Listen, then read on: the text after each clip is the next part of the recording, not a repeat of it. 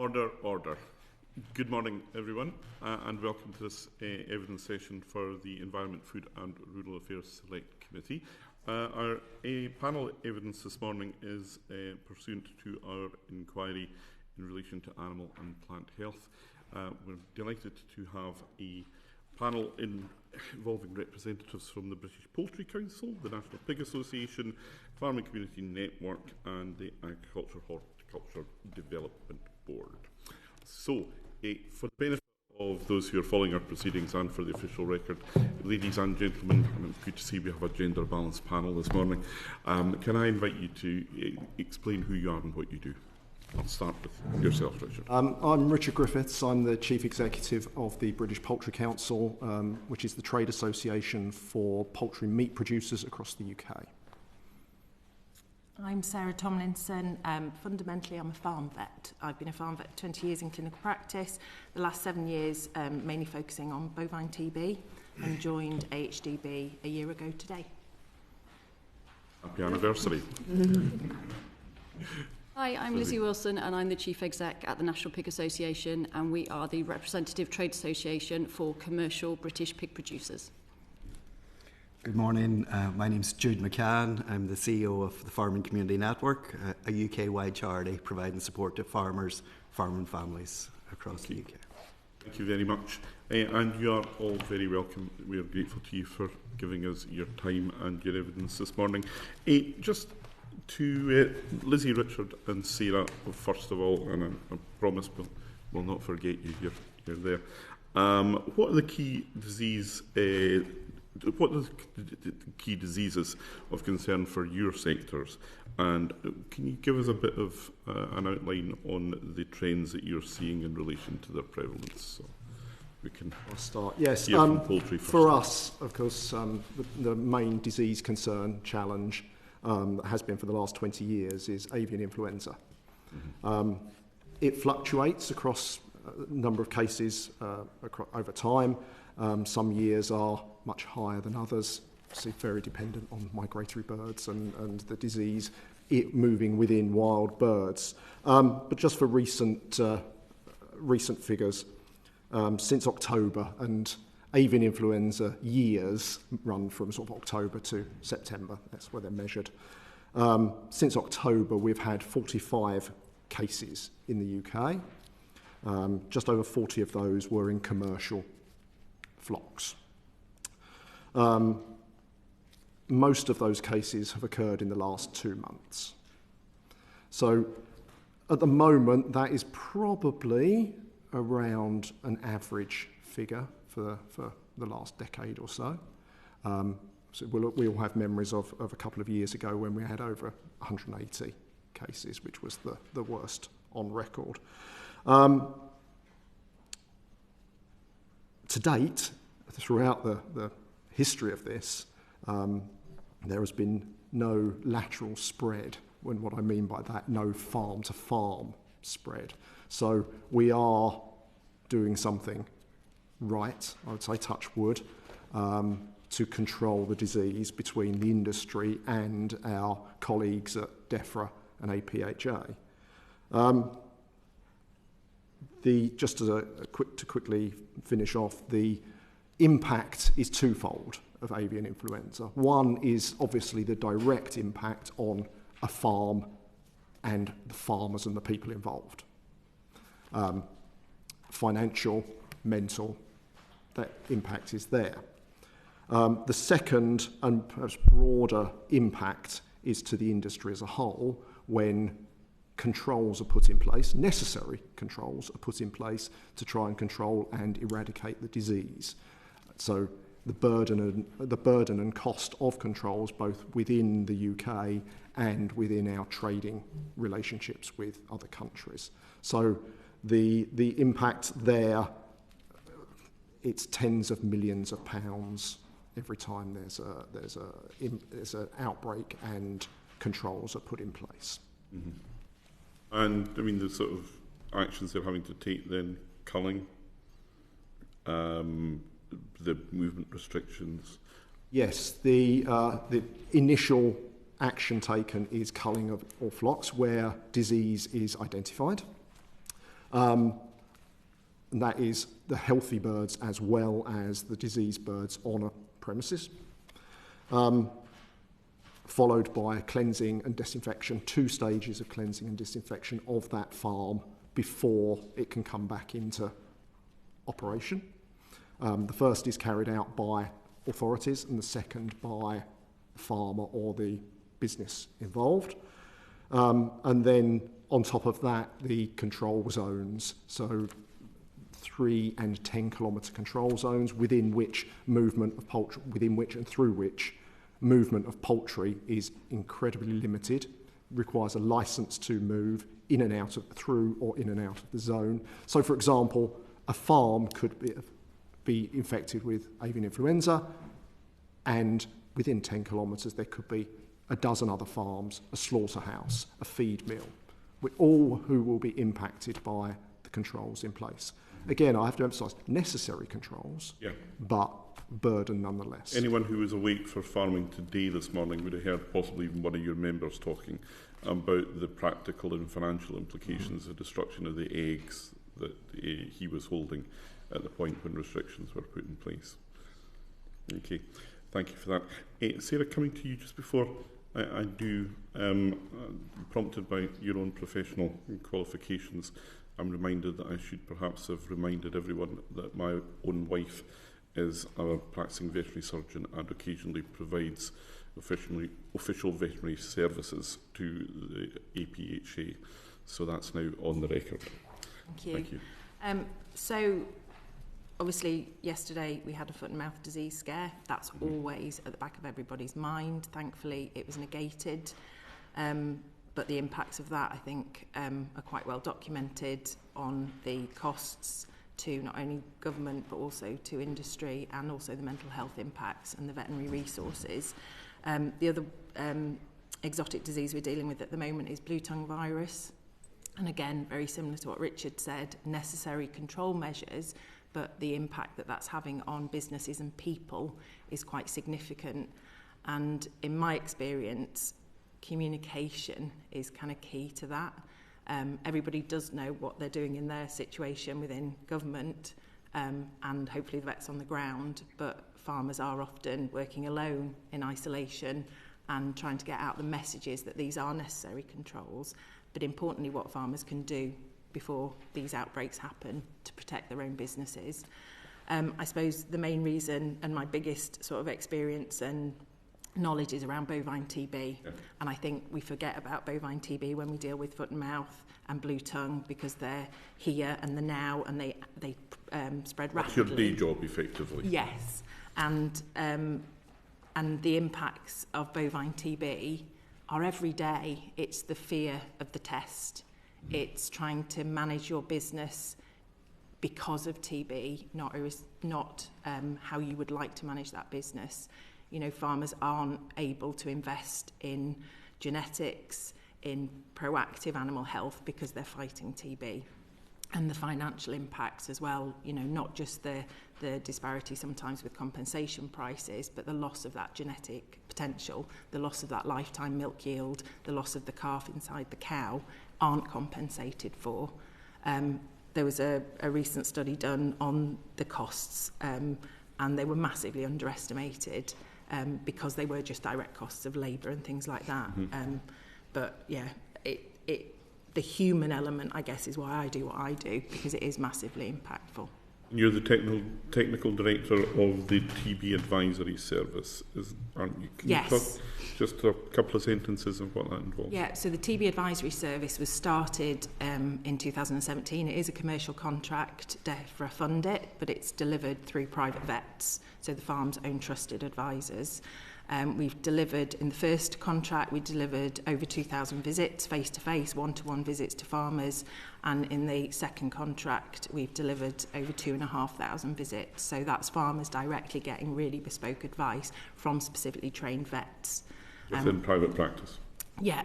So it is DEFRA funded, it is government advice that's coming through, but it's coming through those people that hopefully farmers trust and listen to. You have that established relationship. Yeah, and one of the big things I think we've achieved is a mindset shift that actually farmers feel they have got some control back of this disease, that there are risks that they can manage themselves out with a government policy, whatever, however farmers feel about how government is delivering policy. Okay, thank you. And Lizzie, So for my sector, our primary disease of concern really is African swine fever, which is a notifiable disease similar to foot and mouth disease, very prevalent across Europe, been making its way steadily westward for a number of years now. Our concern is that the human-mediated risk is very high. Indeed, DEFRA itself has categorised the risk as high via a human-mediated transmission, and indeed it jumped 400 kilometres across the Baltic Sea from Latvia in Poland to Sweden back in September 2023. So the fact that we're an island surrounded by sea doesn't make us any less at risk from such a notifiable disease. And then, of course, actually, for the wider livestock sector, it's the lesser of two evils. To be honest, the greater concern is foot and mouth disease, which would be catastrophic for the entire cloven hoof livestock sector, not just pigs. Yeah. And how would you assess the potential impact of African swine fever if it were to land here on the British pig industry? Well, the initial impact would be that we'd immediately lose our export market, which is worth about £600 million per annum. And then, similar to avian influenza, we'd basically have to shut parts of the country down. We'd have to implement control zones where movements of animals, people, vehicles, etc. is restricted, and then potential widespread culling of infected pig herds as well. And as both have alluded to, huge impact financially, mentally. There is still the legacy of classical swine fever back in 2000, very swiftly followed by foot and mouth disease in 2001. There's still a lot of people that struggle with that even now. Okay. What sort of shape do you think the sector would come out of it in? Very difficult to say, to be honest. Not good. We're an extremely resilient sector. We've been through many crises. Also very competitive. Very much. But I think having been through the crisis 2020 to 2022, again, there's still business suffering now. And when you have been, your business has been through so much, mentally, financially, physically, I'm not sure there would be, many would be willing or able to actually restock afterwards. And especially, we have a lot of outdoor pig units within the sector, and we still don't know how long that virus persists in the soil for and when they would be able to restock. Yeah. It would be irrevocably damaged, I think. Okay, well, look, that's a kind of sombre start to our evidence session this morning. But look, thank you for your evidence, and thank you for the very professional and candid way you've put it. It leads on to some questions around the impact of these, and I'm going to ask Sarah Dyke to lead our questioning in that. Thank you very much. Jude, coming to you. Firstly, I wanted to say a huge thank you for the work that your organisation does to help support farmers and those involved in the industry, particularly those 400 volunteers that you have. I've met with several volunteers in my constituency, Glastonbury and Somerton, and their compassion and resilience in the work that they do is truly outstanding. So thank you. Just coming on to kind of thinking about what you do, in terms of animal diseases, what trends are you seeing in the demand for your support services at the moment? Thank you, Sarah, for those kind words. And absolutely, our volunteers are the backbone of the charity. So we have over 400 volunteers, predominantly in England and Wales. But we have just started working on a UK-wide project with Macmillan Cancer Support. So we now have some staff and volunteers in Scotland and Northern Ireland. So for us, we operate a telephone helpline service, which is open every day of the year, and that's managed by our volunteers. And then our network of volunteers on the ground will go out and provide support face-to-face around the kitchen table or meet somewhere locally to have that confidential conversation. And we're all from farming and the agri sector and our background, so we can talk the language when it comes to animal disease or many of the other issues. So the presenting issues that come across to us in FCN, it's predominantly financial, mental health and relationship issues. animal disease doesn't come across as a presenting issue on those initial telephone conversations, but we know that it's a huge stressor and a worry for all livestock farmers across the country. We're a charity that's been going for about 30 years now, so we came through the foot and mouth times as well. TB is a common issue that is being presented to us, and as Sarah mentioned earlier, it's about the human impact. So any of these animal diseases that we were talking about has a massive impact on the health and well-being of farmers, but not just the farmers. That stress then obviously affects their families and their communities. So I think any future policy decisions need to be taken into consideration the social impact of some of these animal disease outbreaks. And the value that our FCN staff and volunteers can bring, it can't be underestimated, because we're a very proud bunch in the farming communities, but we will open up to people maybe outside of our area and share those burdens. And we know that our volunteers have saved the lives of many farmers and saved relationships of many farm families as well. Thank you very much. I do think, but coming from a farming family myself, that there is an element of stigma that's still involved, that proudness that the farming community have, and also working in isolation, there is that difference. So to have somebody that they know that talks the same language as them, and the work that your volunteers do, I think makes such a difference to people on the ground. You've recently published a report, which I have in front of me, which kind of goes into detail some of the effects of bovine TB on health and well-being. What were the key findings in those recommendations? And I'm particularly interested to hear more around the independent agency that you were suggesting, to hear a little bit more about how that could work to help manage bovine TB. Absolutely, Sarah. So back in 2009, FCN did a piece of research looking at the human impacts of bovine TB. We decided to revisit that last year in 2024, and what we found was not a lot has changed over that time period. Farmers still feel very anxious, very stressed about the control measures that are there around bovine TB. So we interviewed 450 farmers from across the UK. We did some online survey research, but then followed up by in-depth interviews. And I think one of the key things that came out of that report was, farmers' health suffers when there's disease issues there. That there is a distrust of regulations, unfortunately, out there, and the data doesn't very much convince people that there is progress being made, especially around bovine TB. So we worked with an academic, Willie Smith from New Zealand, who has done quite a bit of research in this area around social impacts of animal diseases. And we looked to the New Zealand model, where they have an independent agency. It's really about getting the buy-in of the farming community and ownership to take control to move this forward. So we're making one recommendation in there that an independent agency might be something worth considering over here.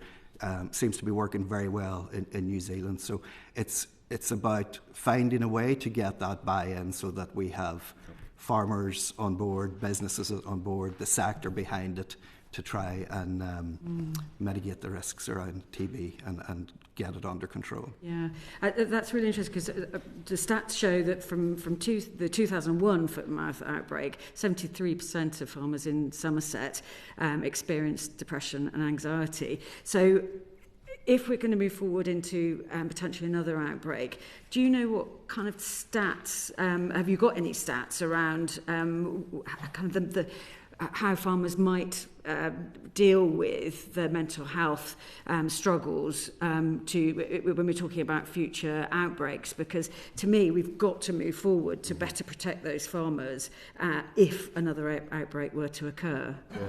So we don't have any data at present around that, Sarah, but what I would say is in FCN, if we look at our volume of calls between autumn and winter this year compared to last year, we're up 15%.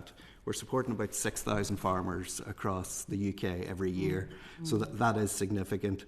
One of the things we've tried to do in FCN, we used to be called the Farm Crisis Network, and we changed our name to Farming Community Network. So we want to do a lot more work in the proactive space, so forward planning, succession planning, making sure wills are in place, business plans are there. Those conversations are happening within generations around those farm family businesses. So over recent years, we've developed a resource called FarmWell. So we know there are a lot of people who will never pick up the telephone to a helpline of any sort, but they will go online to find information. So we have now over 10,000 people accessing our resources on FarmWell, which is around business resilience, personal resilience, and where to go to for help. So we as a charitable organisation, we don't want to just be dealing with the crisis situations that unfortunately come our way far too many times, but actually be more proactive and do much more in the preventative space. Do you think government is, across all its departments, is doing enough to support farmers' mental health during disease outbreaks? I think it's come way down the pecking order too many times, unfortunately, Sarah. I think, obviously the business and the financial side of things and the environmental aspects get huge consideration, and rightly so. But if we are going to move forward in any of this, we need to be thinking about the human impact as well, and how do we get farmers engaged and working together with government to get on top of some of these massive issues that are costing a lot of money to the country. Exactly. And on that, do you feel that the Farming Community Network has a sufficient amount of funding support to really deal with the amount of demand that you're experiencing? We are very grateful for the support we get from across the industry. We do get some funding from the department, but it doesn't, Sarah, I'll be honest, I think we are one organisation of many organisations across the UK providing the support, but I don't think we're sort of scratching, the surface of this. I think there are many more people, unfortunately, who aren't coming forward, who we're not able to reach. So with additional funding and resources, I think we could be there supporting people before the problems escalate into a crisis situation. Yeah. Okay, thank you very much. Sarah, just turning to you, what assessment have you made of the merits of establishing an independent agency to manage that bovine TB outbreaks? So I have been part of a government stakeholder advisory group. So I was part of the TB Eradication Advisory Group for England since 2016, and more recently the TB Partnership. And that has been, to some extent, an industry, DEFRA, APHA sort of collaboration. I do deal with farmers and talk to farmers every day. I'm not sure they see that as quite, farmers' voice at that table. I am really privileged. I was at a farmer meeting last night in Shropshire. I get to speak to an awful lot of farmers, and Jude is absolutely right. It's the lack of control that they perceive over their own businesses. And I think having people involved in decision-making processes helps it be easier and to accept those processes, because, as we've all said, they are necessary to manage notifiable diseases. If I can share a couple of examples that I have personally spoken to farmers with their permission. So the TB Advisory Service also has a helpline. It's there to give biosecurity advice for farmers, how high to raise your troughs to stop badgers accessing them, all about risk-based trading. But I take an awful lot of those phone calls, and I've become a counsellor. Farmers ring on the sort of under the guise of, I want some technical advice. But no, I'm not exaggerating. A farmer last night who I've had regular contact with just called me out of the blue and wanted to discuss what had happened with his TB breakdown. And he told me at the end of that phone call that I'd saved his life. Just by listening, by knowing the science and evidence, explaining the process to him. And he was lucky because he found out about the TB Advisory Service. But actually, there were people in his day-to-day life, including sort of local APHA, that he felt weren't able to give him that information. And I also speak to a lot of APHA vets, and I understand, they don't have the resources on the ground to be able to give that service that they potentially want to give. Most all disease breakdowns should get a visit from an APHA vet to understand where that's come from. They're triaged, So a lot of farmers don't get them. The first time they get a phone call is when they've been under restrictions for 18 months to say, we're going to start doing more with you now. And the disease report forms to identify where risk has come from are done over the phone. And actually, people need to speak to people. When farmers talk to me about having that contact with APHA vets, they absolutely get that relationship, and we can't underestimate that sitting at someone's kitchen table, as Jude said, to talk to people, explain why we're doing what we're doing. So that intervention needs to come quicker. 18 months is too long, and having those conversations undoubtedly have a knock-on effect to veterinary professionals as well, because at the end of the day you're not trained counsellors. What impact is it having on the veterinary workforce, and how do you think we can mitigate it? So I think, again, I've been in vet practice delivering TB testing for 20 odd years. We're just a tester. We don't get to decide what tests, we don't get to decide how to manage that breakdown once it happens, and yet for anything else like that, BVD, Yonis, we get to make a health plan, and we're very much kept out of it. So I think for a long time the veterinary profession has gone, oh dear me, I've found reactors, and we walk away because APHA do take that up. And I'd like to think, and I know I am biased, but the TB advisory service has trained 400 plus vets to feel more confident to talk about TB as an infectious disease on farm. And we do signpost them to RABI, FCN training to pair up with local advisors, because you're right, we're not counsellors, but we absolutely are really privileged that we are at that front line. So knowing where to signpost people to that help and support is really valuable. So again, TB advisory service is meant to go out and deliver TB biosecurity advice. I think we've actually achieved a lot more just by giving that one-to-one support that farmers desperately need. Yeah. Thank you. Of course, the number of vets who are working in that area, genuine mixed or farm practice, is very much a declining number, is it not? Yeah, so retention and recruitment within the farm sector for veterinary is quite scary, I suppose. And there was a recent survey from the Farm Animal Veterinary Society, I think FAVS they call themselves, and they did a study a couple of years ago to see when students go to vet school, about 80% of them want to go into farm. By the time they leave, that isn't the same. And amongst a lot of issues, salaries, working hours, but one of them is TB. And if you want to work with cattle, you're going to work in areas where there is high prevalence of TB. I regularly receive further evidence on this round my own dinner table, so we'll leave it there for the moment. But Josh, you're going to lead us in questioning and preparedness. Yeah, thank you, Chair, and thank you all for coming today.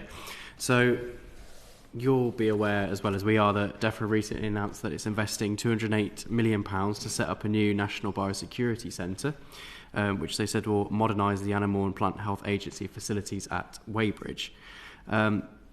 Now, we've heard as a committee that Weybridge needs billions of pounds worth of investment. Some of its buildings are 70 plus years old and are way past their term of life.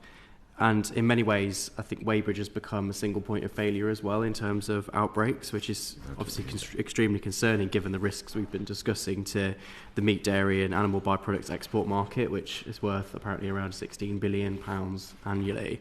Now, Lizzie, the National Pig Association said that essentially this is just a rebrand rather than setting up a truly new facility or kind of giving the APHA the resources it needs. So can I ask all of you really just to comment on whether you think this investment is sufficient and what more could be done to strengthen Britain's biosecurity to prevent these future outbreaks? I don't know if you want to kick off, Lizzie. I'm ready to go first? Yeah. Sure. I don't think any of us think that it's anywhere near enough investment. It is our flagship horizon scanning centre for and surveillance for disease, especially notifiable disease. If we're talking about preparedness and prevention, which is essentially key, then we absolutely don't believe that the measures, the necessary precautions are being taken. I don't need to go through in too much detail, at the evidence that both Lucy and Helen gave at the last panel, and the fact that we know that 90% of illegally imported products of animal origin are coming in via Dover Port.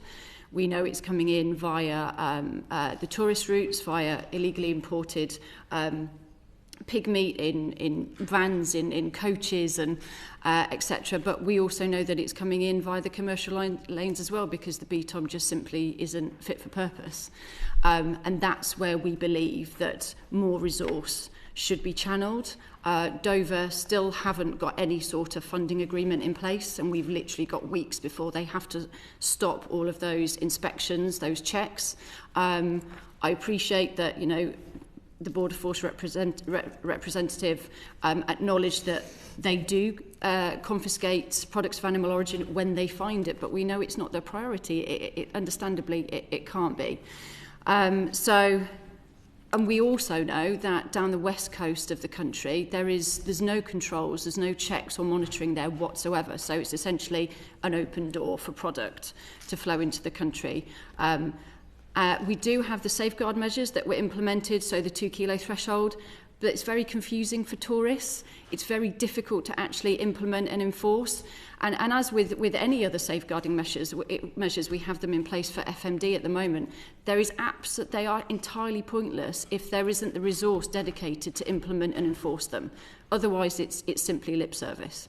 And we know from the 10th of January, when FMD was announced in Germany, that the digital auto clearance system was still operational for products coming from Germany till at least the 18th of January. And it's still active now as well. And there's no mechanism to identify those lorries that have self-declared themselves as low risk and therefore auto-cleared so they don't have to be inspected. There's no follow-up protocol as to, well, have they presented at Sevington? They haven't, so where have they gone? What's happened to that product? So prevention, as far as we're concerned, just isn't good enough, and it needs some sort of engagement. And I know that was very much highlighted. It needs the different departments to actually liaise, to actually engage, to actually speak to the different port health authorities, the different local authorities who are desperately trying to stop this product coming into the country without any support, really, without much resource. Because if we do end up with another notifiable disease, ASF is predicted to cost us between 10 and 100 million. Foot and mouth disease, potentially 14.7 billion in sort of this day's money. And if that happens, government will be complicit if they've not actually stopped the meat that they are entirely aware of coming into this country. Would you agree that, you know, Dover is the priority, but maybe the investment of Weybridge isn't adequate either? I think all the points being raised here today, everything needs attention. Weybridge, Dover, everything. But I'd just like to make a couple of comments about sort of the impact and the investment and looking at that side. To preface it with saying, what we're always trying to do is create a more robust environment before bad things happen. Reacting to disease is necessary, but the best investment we can make is putting our defences in place first. Weybridge is part of that. It's part of both sides. I am going to talk a little bit about resources, but I would like just to put on record that my support for colleagues in DEFRA and APHA who have done such a fantastic job for us, disease control and the poultry industry over a number of years. When I talk about resource, it's about amount of resource, focus of resource, the skills and training and development of that resource, and the ability to plan for succession for that resource. We have colleagues within DEFRA who have been working on avian influenza as long as I have, and that's 20 years. What happens when those colleagues retire? Is there a plan for getting people in behind that? Because reacting to a disease and ahead of time building the defences does come down to people and how we as an industry attract people to our sector, how we as a nation see food production and what importance that has to play. Do we have I know the answer to this question. Do we have a plan for food in this country? The answer is no. But if we did, what would that look like, and how would we then assign resource to disease control if we were prioritising a certain degree of food security? For businesses that I represent, all of these risks and all of these impacts focuses down into the confidence to invest. My member companies are all keen to invest because investing is the way to increase productivity and efficiency, bringing new technology, be a viable business for the foreseeable future. And we often talk about the financial impact of disease, but the other impacts, the resources, the skills and training, the ability to make decisions quickly in a time of crisis is immensely important, and one that we see at risk because of we're losing skills and we're losing people. And then on top of that, we have the friction in trade that disease causes. That if we don't have...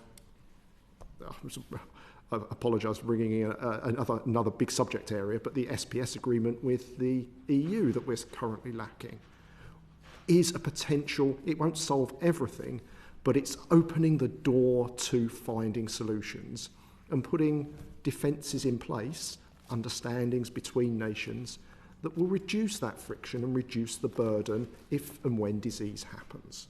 So, yes, financial impact is massively important, and the cost of investing in renewing our resources incredibly important. On that note, we are expecting, you may be aware that the DEFRA industry ran an AI vaccination task force, and that is expected to report in the spring, was last.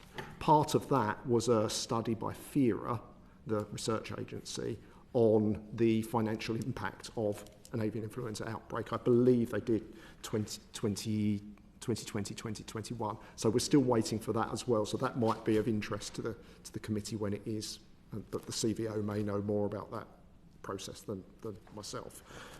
I think we have to look at it holistically. It's not just one. Weybridge is important, but investment. And my last point here is going to be, it's not all about investment by government. It's not all investment about public money. We as industry are in this, because we want to be in this, and we're determined to be a good industry. So talk to us about how we can share responsibilities and share the burden of costs of investing for the future, because that's what we want to do. So it's not a them and us situation. It's an us, all of us situation. Absolutely. I think one thing we're hearing loud and clear is that we can't have single points of failure when it comes to, disease outbreak, biosecurity, preparedness. Just on that point of sort of partnership with industry, on behalf of your members, have either of you yet had the opportunity to feed into the process of creating this National Biosecurity Centre? And if you did, or if you are, kind of what are you saying to DEFRA around things like biosecurity measures, technology, which we could incorporate into this new centre to safeguard your members and their businesses? My point of view, we haven't been engaged on that specifically, no. Okay. Likewise, nope. And so I take it you want the opportunity to do that, and I think we'd very much want you to be involved, but what would you be saying to DEFRA then if they did come to you and say, what should we have in this? We'll put aside the issue of whether it's a new biosecurity centre, but what would you like to see at Weybridge that we don't have currently? My question to them and us collectively is, what do we want to achieve with it? If we want to achieve a strong defence against animal diseases, then that's going to take a significant investment in people and technology, and we all have to be willing to do that. But trying to retrofit something is not a long-term solution. Just update something is not the way to go. I'm here saying Weybridge is important, but actually it's what Weybridge delivers that's important. Is it Weybridge as the site that is the key, or is it the people and the technology and the outcomes that we want that are the important thing? I think it's that. So let's have a sensible conversation about those outcomes that we're looking to deliver. together. Actually, the fabric improves the outcomes. I mean, if you take good, highly qualified, highly motivated people and put them in a porta cabin, then you're not going to get what you need. Absolutely. Yeah, absolutely. I think we're getting that message that these are extremely talented, able, dedicated people that need the tools to be able to support the industry, which I think is, again, we're hearing that loud and clear this morning.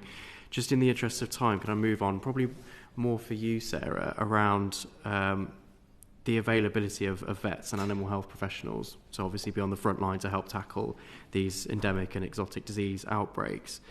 The Royal College of Veterinary Surgeons has said that although numbers are growing of surgeons and nurses, demand's nowhere near being met, and some of their figures suggest that amongst leavers from the profession, a big proportion of them are recent entrants into the sector, and actually a lot of them are going overseas. So I suppose the question is, do we have enough vets to be able to tackle these risks, and how are we going to stem that flow out of the profession, given that we aren't getting as many in as we need? I do think we do have a potential solution in that quite recently an apprenticeship was approved through Harper Adams for vet techs. So we've got support within farm veterinary practices under a vet-led team of these really very technical, very well-skilled around animal health and welfare practitioners to go out and support delivering vaccination schemes, blood sampling, and actually going back to the sort of resources we were just talking about, one of the limiting factors I feel with TB control is people. And when people are diverted to deal with exotic disease outbreaks, TB control can suffer. So, for example, government vets deliver gamma testing, which is supplementary testing after a breakdown. They were delayed considerably when AI hit a couple of years ago. So farmers still have to legally go through their skin tests, but they were not allowed to have movement restrictions lifted because the blood test hadn't been carried out. We've got vet techs that could come and deliver that through the private sector. Unfortunately, with the way the Veterinary Surgeons Act is set out, they're not able to legally do that at the moment. Mm-hmm. So there is a potential solution there. We also have approved TB testers, which are going out and delivering a lot of TB testing. So that's allowed the vets to potentially concentrate on more the proactive advice, like, for example, the TB advisory service. I think farm vets spend too much time delivering TB testing. When 6-monthly testing was introduced in my practice in Derbyshire, over 70% of our billable time was taken up TB testing. Only 30% of our billable income was from TB testing. So that's not a viable economic model for a vet practice. We need to support our rural, small, independent practices because vets need to be within a certain distance to react to emergencies. Otherwise, what's the point of calling a vet out if time's the limiting factor?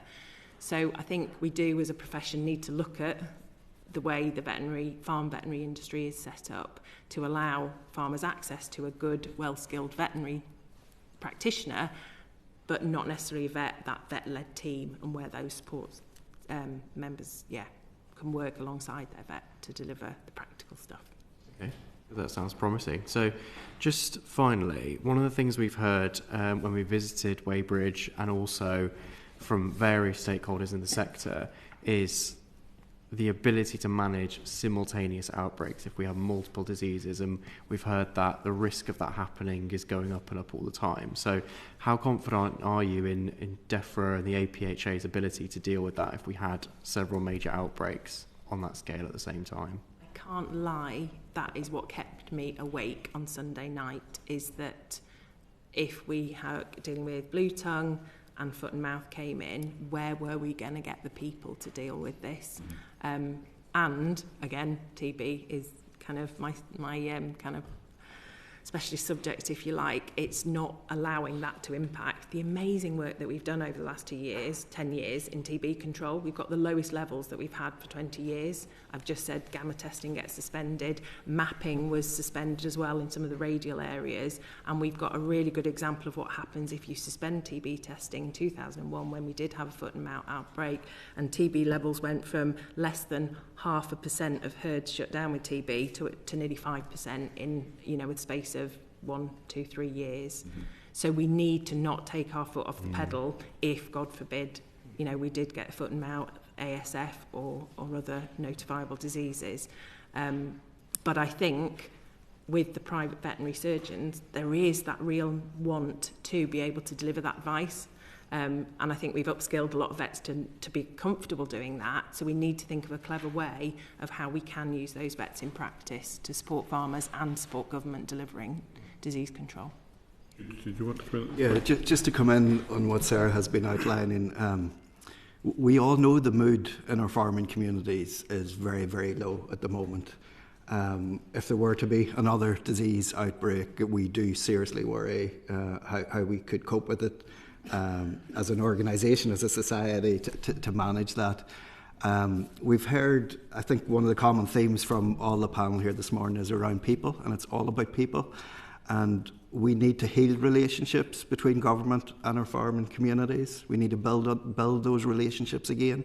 We need to be working constructively together so that we can tackle some of these major issues that are on our doorstep. And I think we can't underestimate the importance of that communication, that getting buy-in, getting a collective ownership. We have an excellent relationship with APHA and DEFRA, and we provide some training to some of the colleagues in both those organisations. And I welcome the co-creation work that DEFRA is now embarking on, looking at a 25-year plan for farming. I think it's a good start, but I think we have a long way to go to heal relationships between the sector and government. Just finally on that point, Jude, do you get the impression when you're talking to farmers that the fear of an outbreak and perhaps the thought that the support won't be there, is that weighing on them as much as when an outbreak actually does happen? Is the sort of fear of it just as bad? Yeah, the fear is very, very real. So some people have been operating a farm business with TB for many, many years, and it becomes part of their business. But for those where it's new into your area, there's a massive fear with that. And there's, fear of bringing it in by buying stock from elsewhere, or there's fear about what the neighbours will think, and that sort of societal pressures. There's the real fear of when it happens, but even before it happens, there's anxiousness that does add to all the other pressures. We know there's protests here in London later today. That's one of many, many issues, and I think the disease situation is another one that keeps people awake at night. Lizzie, did you want to come in? Sorry, just to add to that, I think there's the fear in my sector, in the event of a notifiable disease, not just the possibility of having your entire herd culled out, but for those stuck in a control zone as well. Restricted movement of animals. We've been through that once before, between 2020 and 2022, where the sector lost £750 million, where pigs were backed up on farm. It's the concern as to, well, how long am I going to have pigs on farm for? How am I going to manage that? And what are the options thereafter? And also, as Sarah's alluded to, it's not just the actual response to that crisis, it's the maintenance of business as usual. Where's the resource going to come from for that, to ensure that people can continue to maintain their business in the event of a notifiable disease outbreak? I remember the point at which BAC broke out. We were living in Aberdeenshire, and exactly what you're describing, Jude, was what we saw at that point. And Sarah, the need for a new Veterinary Surgeons Act is one of which we shall be returning. We'll note and hold your evidence on that point in the meantime. So to move on, we do have some questions in relation to response measures, and Jenny, you're going to lead in that. Brilliant, thank you, Chair. Lizzie, perhaps I'll bring you in on this. Following the recent foot and mouth cases in Germany, this committee heard recently that it took up to 6 days for controls on commercial imports to be fully taken into effect. And I believe that the DEFRA IT computing system was accounted for that. Do you share our concerns about this report and these reports, and do you have any comments yourself from your perspective? I do. I mean, as I alluded to earlier, we've heard reports that the digital auto clearance system was still active during the period of around, I don't know, it's between 6 and 8 days, I think, and there's evidence of it still being active, allowing products of animal origin in from Germany last week or the week before. There's still, there's combined products, EU products that have German products for animal origin within them that I think are still able to be released. So it's definitely a concern because, the persistent narrative is there's no risk, it's all under control, it's not something that you should worry about. And as Jude's talked about, it's a constant concern. It's constant anxiety inducing for our producers that they know it's literally just across the water, and the evidence suggests that not enough is being done to prevent an incursion. Yeah, okay, thank you. And you've kind of touched on some of the themes about the challenges and the guidance, the support and communications.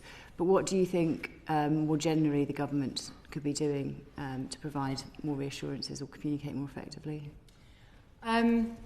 The one message we get from farmer members: oh, I've been on holiday, I've been here, I've been there, and I've seen all this messaging in airports, and I've seen all this messaging in other countries, and especially when it's a zero tolerance policy, it's very clear, it's easy to understand. You don't bring your ham sandwich back in for lunch because it's a high risk. Because at the end of the day, that is our worst case scenario, is an infamous ham sandwich finding its way onto an outdoor pig unit. That's how we ended up with classical swine fever back in 2000.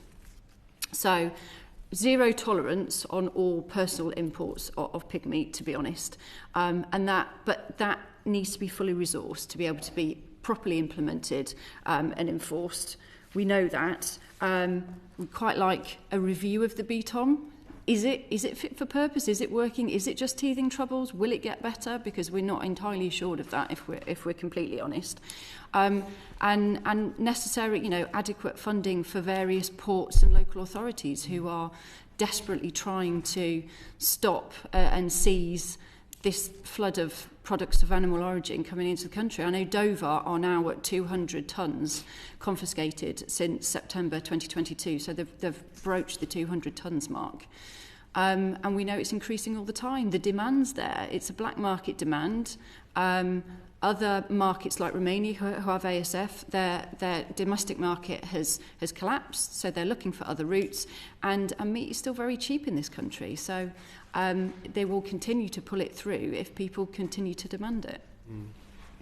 So tell us, housing orders and movement restrictions, how effective do you think they are being at controlling and restricting disease outbreaks?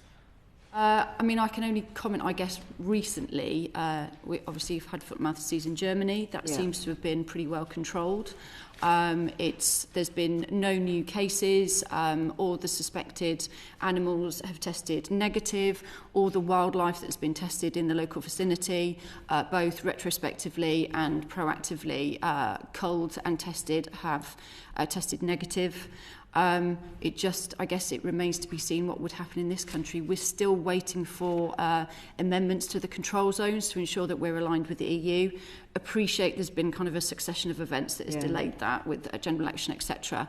But we've been working very hard with both DEFRA and APHA to ensure that we, as a sector, as prepared as possible. We have a responsibility. So looking at contingency planning, looking at different scenarios with different parts of the supply chain. What would we need to think about? What do we already know? What don't we know? What would we need to do? What do we need answers from DEFRA and APHA about? So I think in that regard, we've been very proactive as a sector, and I'd hope we're as far forward as we could possibly be, but no one knows until it lands, unfortunately, because at the end of the day, as we've already discussed, it's all about resource, and that is extremely limited. Yeah, understood. And Lizzie, you've touched on this in your answers to my questions, but also throughout the session, but to all of you as well. if you've got any asks from government, this is your moment to say it, in terms of further support to responding to these outbreaks and embedding that business resilience. Is there anything that you'd like this committee to hear for those asks for government? We'll let others. I've talked a lot.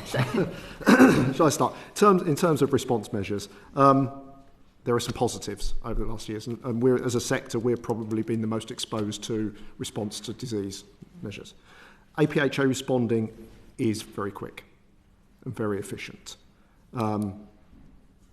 Industry plays a massive role in that, so it's a partnership approach, but generally it is very good. I said earlier, we haven't seen any lateral spread of disease from farm to farm, so something is working, going right. And licensing for movement has become much more efficient over the last 20 years. We're in a position now where the cons are that AI has changed. Avian influenza has changed over the years. It's becoming endemic in wild birds. Are the control measures the right ones still? We desperately need a review of the avian influenza control strategy. It hasn't been updated since 2019. There are new areas to consider. Vaccination is one. It's not there yet, but it's an example of consideration that needs to be taken in a modern approach, a new approach. How we react in terms of controls, whether the controls that we put in place, decided to put in place initially, are still valid is still a question. Whether the timescales involved in the practices of, say, cleansing and disinfection, whether they're still valid. The point of compensation being paid. Poultry is not on a level playing field with other species in that. So yes, there is review needed in terms of controls and contingency planning. I suspect that we won't get to it anytime soon because there are all these other challenges, and government and APHA have to respond to the most urgent one, quite understandably. So we need to find time, find space to review those control strategies. Thank you. Lizzie, can I just come back to one of the answers you gave in reply to Jenny there? You said about animal products still entering the country last week or the week before. If I picked you up correctly, could you maybe just expand on that, what you meant? So there is evidence that products of animal origin from Germany have been auto-cleared via Todcoff last week or the week before, as far as I've been informed. So Todcoff, let me get this right, is a timed-out decision contingency feature. Right, and that's effectively what? Yeah, so that's when loads are able to self-declare as low risk, and they can obviously auto-clear 2 hours prior to arrival via the digital system. Right. Apparently that is still active when it shouldn't be for Germany. Right. So if you have a product, an animal product or derived product from Germany, it shouldn't be coming in, but it can come in if you self-declare it as being low risk, and that's through Todcoff. So I've been told. I'm not saying it's happened on a mass scale, but there is evidence that it has happened over the past couple of weeks. How much are you able to share with us about what you've been told and by whom? Probably afterwards, if that would be okay. Well, we maybe follow up with correspondence. We're a public evidence session, and I don't think it's appropriate for us really to get into private conversations, but we'll pursue this in correspondence, I think. Okay. I think that concludes the questions that we have for you this morning. It has been an exceptionally powerful, thought-provoking evidence session. Very grateful to you all for your attendance, for your participation. The inquiry is ongoing, and you will do not hear more of it in the future. But for today, for your participation, your attendance, we are very grateful. Thank you very much. Thank you. I'm going to suspend for a minute or two, so we will reconvene with the new panel. Order.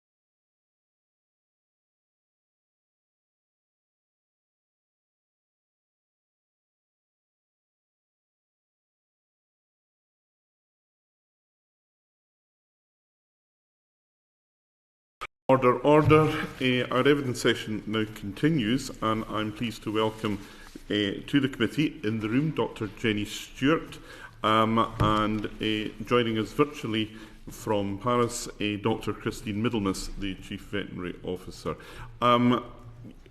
Jenny and Christine, can I invite you both, for the benefit of our official record and for those following proceedings, to introduce yourself and to give us an indication of the work that you do?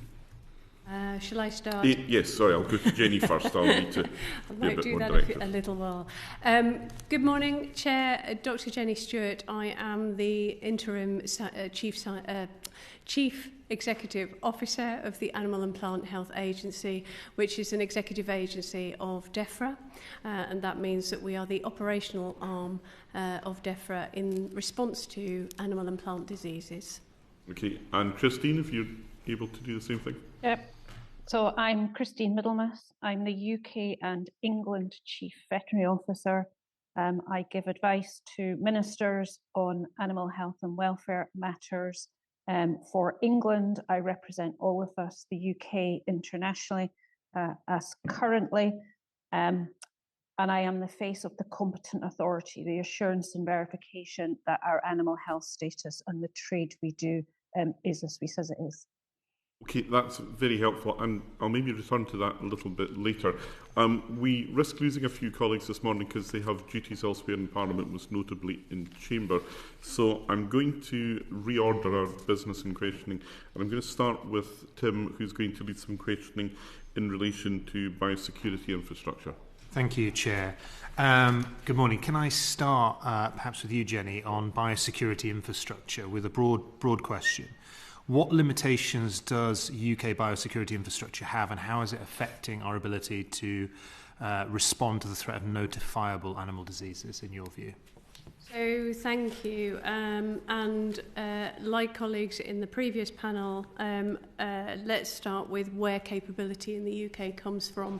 And I'm very clear that capability comes from the people that we have, giving them the tools that they require, whether that's kit or whether that's digital and other infrastructure underpinning their ability to do their job, and obviously also some of this very specialist infrastructure that we have in the Animal and Plant Health Agency that supports our ability to work with, diagnose and do research on different animal and plant pathogens.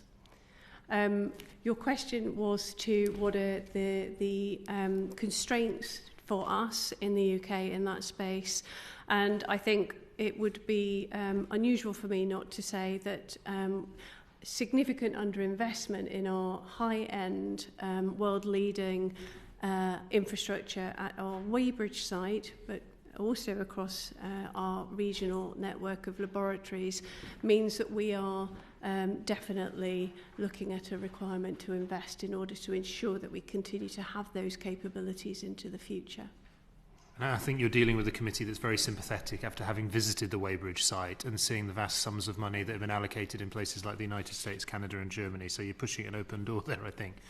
Can I ask, what capacity do we have to respond to concurrent outbreaks at the moment, and what potential scenarios of concern to you? So I would again be remiss if I didn't remark upon the fact that we are currently facing into concurrent disease outbreak in the country, those being blue tongue and avian influenza, but we also obviously responded to report cases for other diseases in recent days, and I'm sure we'll touch back on some of those in committee. We have capacity to respond to different sizes of outbreaks in different combinations, and that is very much dependent on the types of disease that we face into and the types of facility that we have. So for avian influenza, for example, to illustrate, we're currently responding to avian influenza, and we have of the order of tens of infected premises. That is considerably an order of magnitude smaller than the outbreak that we faced 2 years ago. So we know that we have more capacity there, and we know that we never reached maximum capacity in lab usage 2 years ago. What we also know is that different parts of the Animal and Plant Health Agency system come under pressure in different scenarios. So for some scenarios, it is actually our ability to respond in the field. For other scenarios, it will be the capacity of the labs themselves. We have limited capacity at the very high end of containment, so those are for the most dangerous pathogens that we deal with. And currently, we would say that we had 2 facilities that can handle those high end. So we have a degree of redundancy when we're working at pace in one of those areas. Often, though, we'll be facing into different types of disease. So, for example, the work that we do on TB, which is endemic, but still something that we work in constantly, that work is done in a particular facility, in a particular building that is separate and different to that we use for avian influenza. So there is a degree of nuance, but we're constantly looking at the different scenarios that we might be facing, and the risk basis for that is obviously derived from the work that we do from surveillance, working with Christine and policy colleagues, and internationally to understand what are the most likely scenarios. There is a point at which lab capacity will be very constrained. We work with other partners, most notably, obviously, the Pirbright Institute, who have some capabilities and capacities that are complementary to, but not the same as ours. That's really helpful. I might turn to international partners in a moment, but I just want to go off on a slight tangent, if the chair will indulge me, about an outbreak of avian flu in the northwest and protection zones impacting the Speak area, because, as you know, the AstraZeneca vaccine, human vaccine plant, I think it's their childhood and adolescent flu vaccine they produce at Speak. It's not within the protection zone, but it could be. Are you working with them to make sure if they do need to apply for a licence in the event the protection zone expands, that can be expedited and production isn't affected? Absolutely, and I don't know whether Christine wants to build on this, but I know that APHA officials are in direct contact, making sure that we are working with AstraZeneca in that area so that we are immediately able to respond to their requirements should that become necessary if the zone does expand. Christine, I see you on the screen nodding there. Do you want to add to this? Yes, I can confirm that APHA and policy colleagues in DEF are working with AstraZeneca on their contingency plans for such a situation. That's really helpful and reassuring, because obviously we don't want an interruption in the production of that vaccine. You mentioned international partners, Jenny. How could we work better with our international partners in the EU and beyond to prepare and respond to animal diseases? I'd also let Christine come in this. We work very closely with European and international partners as an international reference laboratory for 23 different pathogens. APHA has an obligation as part of being that world-leading centre of expertise to share with others, and that also enables us to continue to work really effectively with European and more wider international partners. There is always more we can do. I would never say anything other than that, but I think our networks and our professional relationships are particularly strong and enduring and allow us to share information and work collectively and collaboratively. Indeed, where Christine is today in Paris is in part of that relationship. I don't know, Christine, if you wanted to comment on that, but I would be interested to know from both of you to what extent an SPS agreement would be beneficial and alleviate pressure on infrastructure and people. So on the international aspect, absolutely, I'm at the World Organization of Animal Health today, where I sit one of the 9 members on the council here. Jenny is correct. We're very strongly linked in our science and technical expertise into international networks because it is very well respected, and we take the approach of being very transparent and sharing information. So we work strongly across WOA. We're also a very active member, and indeed I'm the chair this year of the Quads Alliance network. So that's the US, Canada, Australia and New Zealand, bringing together our thinking, sharing expertise. Whilst we are not a member, obviously, of the EU and on their committees anymore, we maintain strong technical relationships with the chief veterinary officers through the G7 CVOs and other regional forums. Turning to a vet agreement, it will all be in the detail of what would be in an agreement, whether we would be again a member or indeed an observer of some of the EU Animal Health and Welfare Committees, such as the SCOPATH Committee, and that will be obviously in discussion in any talks going forward. Thank you. Thank you. Thank you, Chair. Right, thank you for that. Christine, if I can maybe come to you for a second in relation to the question of preventing foot and mouth disease. Right at the top, in 2022, the Public Accounts Committee found that the government then was not sufficiently prioritising the significant threat of animal diseases. So, what have you been doing since 2022 to address these concerns? During 2022, at that time, we were at medium risk of incursion of African swine fever, which indeed we remain as. The recent German foot and mouth outbreak has taken us to medium risk also for the incursion of foot and mouth disease. But as Jenny has said, other diseases that have other ways of coming into the country, vector-borne diseases, indeed we had outbreaks of those. And whilst those stretch us in our resources, they also give us the ability to plan and test our outbreak arrangements, which we have been doing, particularly through the ongoing highly pathogenic avian influenza outbreak, and how we work from the field through to the lab. So we've looked at processes around the reporting of suspicion of disease, that first visit, how we confirm disease, getting samples to the lab, the decision-making process that happens around that. Strong in that. Obviously, with ongoing resource issues, we know that nationally there's a shortage of vets, and it's no secret that in government we feel that shortage particularly. Therefore, the ongoing turnover of veterinary supply and having the ability to resource looking at other disease threats that we're not immediately dealing with are an ongoing pressure for us. Okay. Other to note, also is, of course, in stopping diseases, import controls, which we may want to talk about in more detail. There was a period where, of course, on leaving the EU, we had only import controls for third country imports rather than for EU imports. And with the implementation of the BTOM, that has changed that position.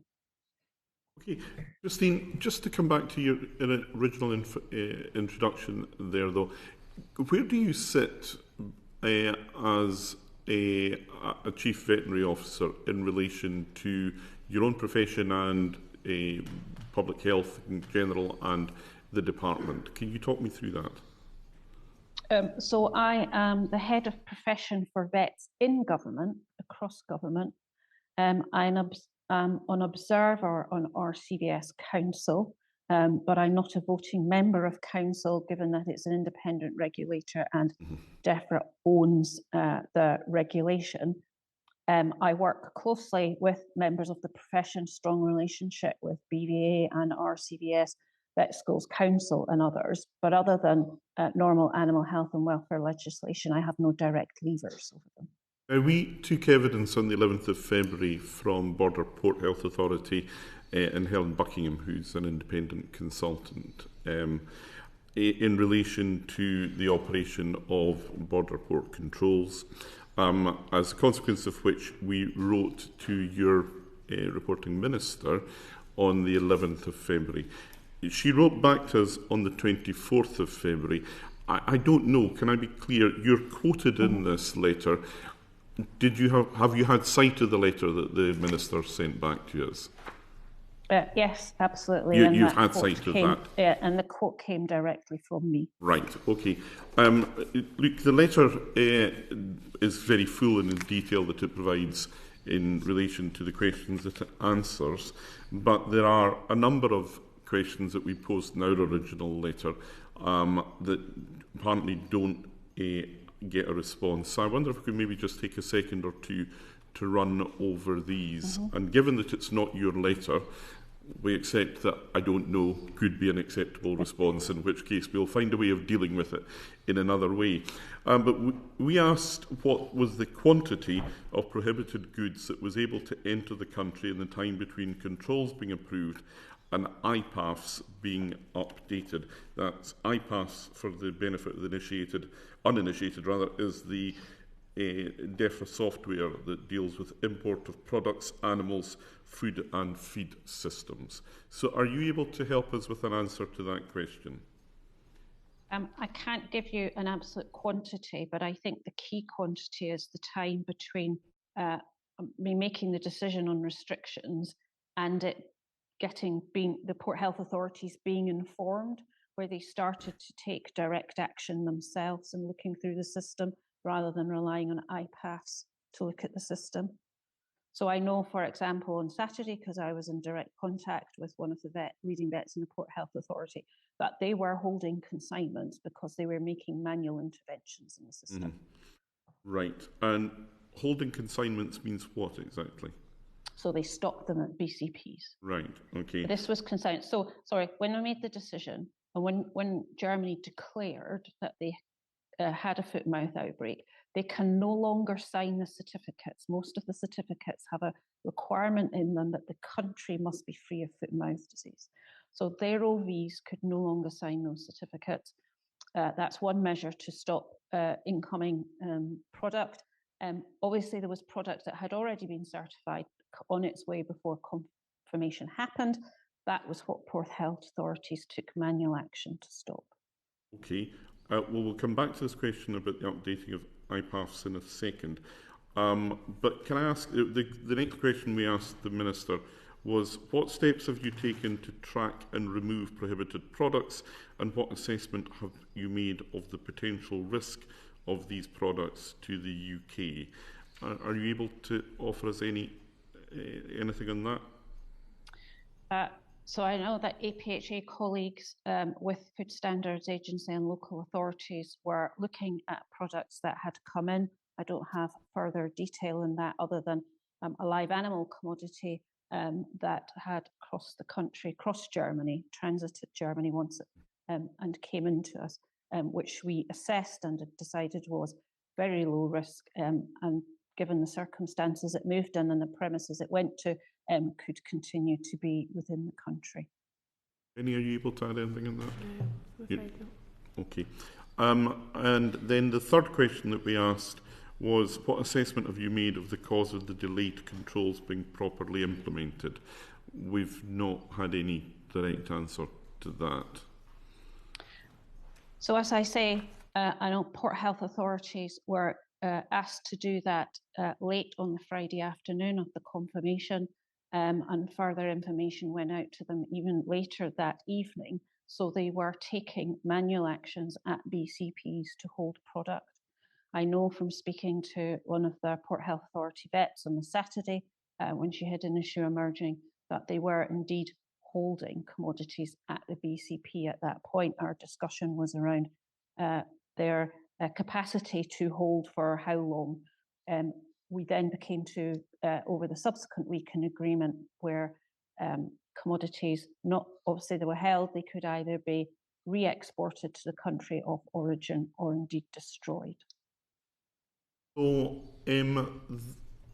the point at which IPAFs control the risk engine, I think, for all commodities from Germany, when was that set to 100% inspection? Was it set on the 10th of January, or was it, as we have heard from others, on the 16th of January? I'm sorry, I can't confirm a date. I don't have that information to provide that from other colleagues. You can't tell us whether or not IPAFs was updated, because that would be quite important information for the committee to have. Yeah, we'll seek it. My concern was around actually having the products held, which I had confirmation was happening. So products were being held. They were checking all incoming CHEDs, that's the pre-notification system that the commodities come with. for products from Germany, manually checking and holding those. There was one slight difference. We should note that commodities that are suitably heat treated could still come into the country, because we were confident, and it had been certified by OVs in Germany, that they had appropriate treatment to be safe. What sort of products would be heat treated then? Highly processed dairy products, for example. What would that be? Had been heat. Oh, we heard evidence about whey, for example, being found in Birmingham. I don't know that. I suspect whey is not suitably highly processed and treated, but I don't have the absolute technical information. But I'm thinking of condensed milk and things. To speak up, we're having some difficulty just hearing you. Apologies. It's doubtless down to the technology, but we can compensate for technology by projecting. Shouting. This is important because the letter that has come to us from the Minister was then, you will recognise much of the language in it, in a DEFRA press release from the 13th of February, which refers to inaccurate reporting on foot and mouth disease controls. Now, the question of when IPAFS was updated is very much central to that, and we also need to be able to check the evidence that we are provided. So if you could perhaps revert to us in relation to that, that would be enormously helpful. Just in summary then, what lessons do you think you've learned from this incident? For me, it would be to have a team 24/7, 365 that can make those activations through all systems as soon as I say we need to activate them, and be less reliant on manual interventions and individual actions. I should have said, actually, the panel before yourselves heard evidence that, in fact, there was still what should be controlled products coming in from Germany as recently as last week or the week before. Are you aware of these reports? No, they haven't been shared with me. I'm not able to give you any specification, but in the event that we obtain that specification, I will contact you further. Thank you very much for the moment. We will move on then to questions of illegal meat smuggling, and Sarah, you're going to lead the questioning on that. Thank you, Chair. Christine, significant amounts of illegal meat are entering the UK despite Border Force's 24/7 presence at the border. And we've heard that this morning, that now 200 tonnes of threshold has been now confiscated by Dover. How can we strengthen our border controls to reduce the risk to public health and prevent diseases like African swine fever entering the UK? So there's a number of different actions. One is working with the country of origin, making sure they have the right information to know that this is happening, and then them ensuring that this product doesn't leave their territory. There's more education for all travellers. Some of it's deliberate, some of it is unintentional. Students, for example, coming to airports potentially aren't aware of the requirements, so there's a communications piece. There's then the controls at the ports and airports. Border Force run a risk approach and have people that are co-trained, I think the word would be, and dogs to look for various different illegal commodities, so drugs, firearms, etc., as well as products of animal origin. Our risk doesn't rate, and they're top ranking. They often find our risk products, illegal products, when they're looking for other things. So it would be helpful to have greater recognition of the risk that illegal meat can drive, more dogs trained up to look for it. And again, making sure that as far as possible that there is that ongoing 24/7 cover. And I guess the other option is to reduce the market for this product. Some of it's very much cultural. Some of it is deliberate in terms of fraud and money making. Do you think the 2 kilo threshold for kind of personal use is confusing and difficult to enforce, and perhaps we should look at a zero tolerance scheme instead?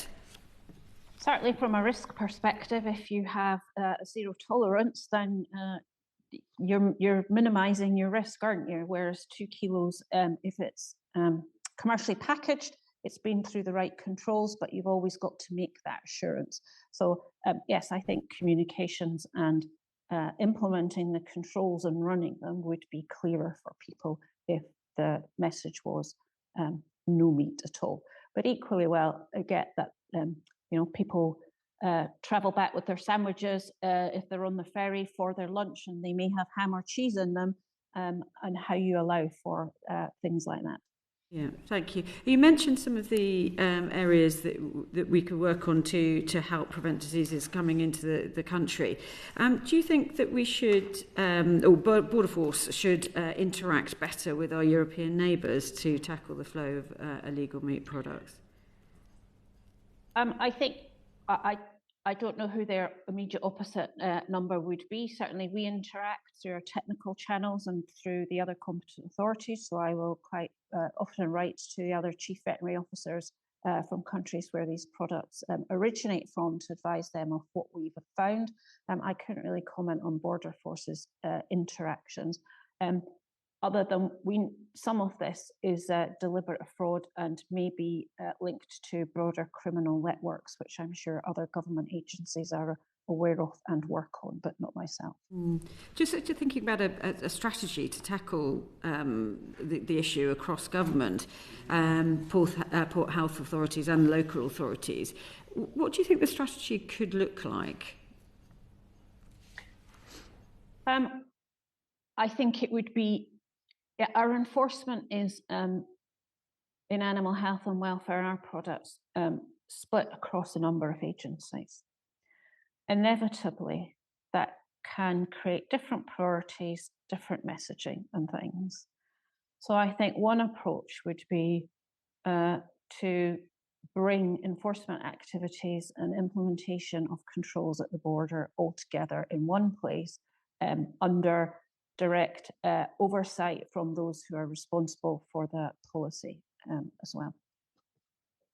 Thank you. I note that Secretary of State is working with the Home Office on plans to seize and destroy vehicles used to smuggle meat. Do you think that will alone solve the problem? It would be, as we know, visual deterrents like that always get shared widely and are helpful, but no, it's not going to be the only thing that do it. There's, as I said, it's understanding the drivers. Some of them are cultural, so there's a communication and understanding more of those. Some are deliberate and maybe related to criminal gangs and activity and things where other departments will have knowledge about and understand how they are working to work with us to resolve some of those. Just thinking about some of the kind of legal deterrents that are in place at the moment, do you think that they're currently strong enough to deter illegal meat imports? I think it's not just the deterrence, it is the enforcement activity that gets you to a deterrent being enacted, which I'm not aware of that we have actually enacted if anybody's been fined or jailed as a result of activity. So whether it is doing something with vehicles or actually having an enforcement system that does what it says on the tin is something that would be helpful.